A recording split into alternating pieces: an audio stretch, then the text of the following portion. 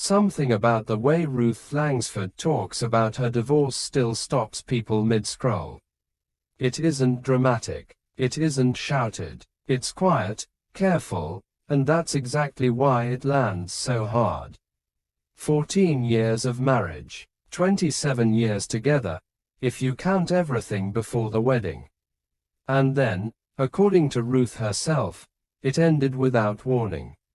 That detail is the one viewers keep coming back to. Not the headlines, not the tabloid noise, the idea that one half of one of British television's most familiar couples says she simply didn't see it coming.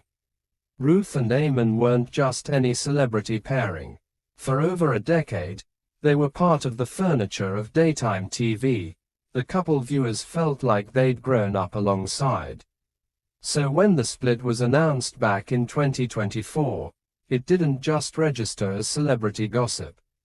It felt personal, almost the way news about a family friend feels personal. What's kept the story alive since then isn't scandal. It's honesty. Ruth has spoken openly about being devastated, about feeling broken, about spending months trying to piece together what had actually gone wrong in a marriage she believed was a happy one. And there's something quietly devastating about hearing someone describe catastrophizing in the aftermath, picturing herself, in her own words, ending up like some sad, lonely woman in a Jane Austen novel. It's self-aware, it's almost funny, and underneath the humor, you can feel exactly how much it hurt. That's the pattern with Ruth's interviews since the split. She'll say something painfully honest, then immediately soften it with wit, as if she's protecting the listener from sitting in the sadness too long.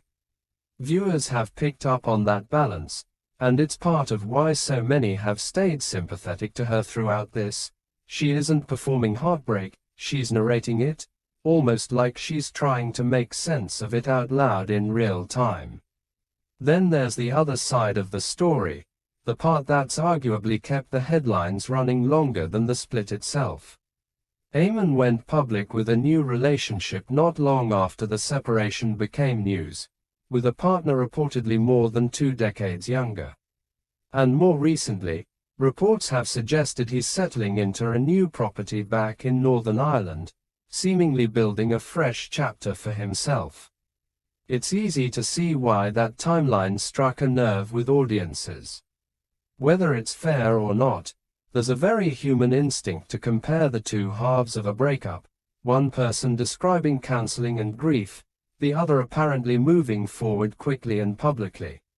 Some viewers have read that contrast as simply two different people processing an ending in 2 different ways.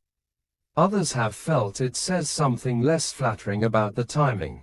Either read is understandable, and honestly, that tension is probably part of why this story hasn't faded the way most celebrity splits do.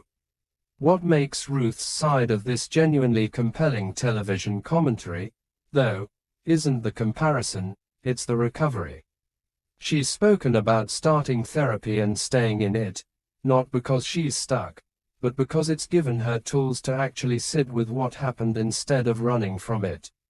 She's talked about grief before, from losing her sister, and being clear that she never wanted to be told she was simply sad, she wanted to understand herself.